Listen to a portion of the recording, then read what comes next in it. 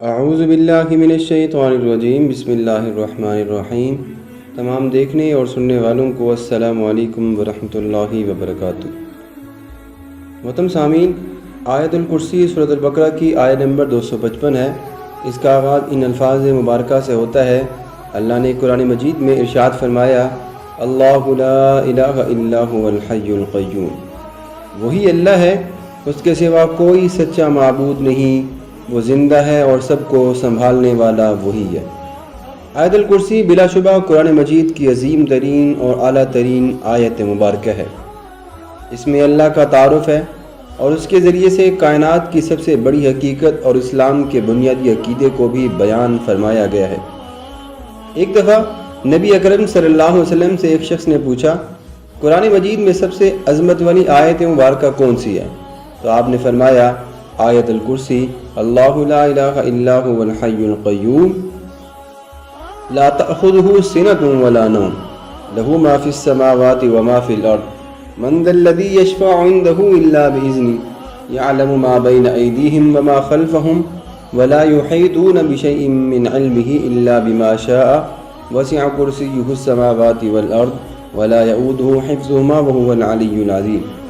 ترجمہ، اللہ وہ ہے کہ اس کے سوا کوئی معبود نہیں، وہ زندہ ہے، ہر چیز کو قائم رکھنے والا ہے، نہ اسے کبھی اونگ پکڑتی ہے اور نہ کوئی نیند۔ اسی کا ہے جو کچھ آسمانوں میں ہے اور جو کچھ زمین میں ہے۔ کون ہے وہ جو اس کے پاس اس کی اجازت کے بغیر سفارش کرے؟ وہ جانتا ہے جو کچھ ان کے سامنے اور جو کچھ ان کے پیچھے ہے، اور وہ اس کے علم میں سے کسی چیز کا احاطہ نہیں کرتے مگر جتنا وہ چاہے۔ اس کی کرسی زمین و آسمان کو سمائے ہوئے ہے اور اسے ان دونوں کی حفاظت نہیں تھکاتی، اور وہی سب سے بلند و سب سے بڑا ہے۔ محترم سامعین، آیت الکرسی کے چند فضائل بھی ہیں، ہم آپ کی نظر میں چند ایک پیش کرتے ہیں، توجہ کیجیے گا۔ یہ قرآن مجید کی افضل ترین آیت مبارکہ ہے۔ اس میں اسم اعظم بھی ہے۔ جب کوئی شخص اس آیت کو پڑھ کر دعا مانگے تو اللہ تبارک و تعالیٰ اس بندے کی دعا کو شرف قبولیت بخش دیتے ہیں۔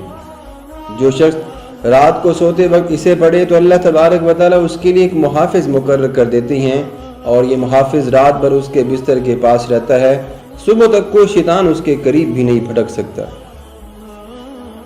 جو شخص صبح کو آیت الکرسی پڑھے اور اسے شام تک، اور جو شام کو پڑھے اسے صبح تک، جنوں اور شیطانوں کے اثر سے اللہ تبارک و تعالیٰ کی حفاظت حاصل رہتی ہے۔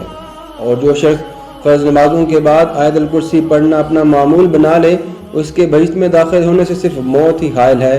اسے جیسے ہی موت آئے گی وہ جنت میں داخل ہوگا اور بہترین زندگی پائے گا۔ ان تمام تر باتوں کے لیے جو حوالہ جات ہیں وہ ہم آپ کی خدمت میں وہ بھی بتا دیتے ہیں۔ سنن ابی داؤد حدیث نمبر 4003، سورۃ البقرہ آیت نمبر 255، مسند امام احمد حدیث نمبر 461، صحیح بخاری حدیث نمبر 2311، صحیح الترغیب و ترغیب حدیث نمبر 662، اور حدیث صحیح ترغیب و ترغیب حدیث نمبر 1595۔ اور دیکھیے قرآن مجید کی مختلف دعاؤں کا حوالہ۔ محترم سامعین، آج کی ویڈیو یہیں تک، انشاءاللہ ملتے ہیں نیکسٹ ویڈیو میں۔ اللہ حافظ۔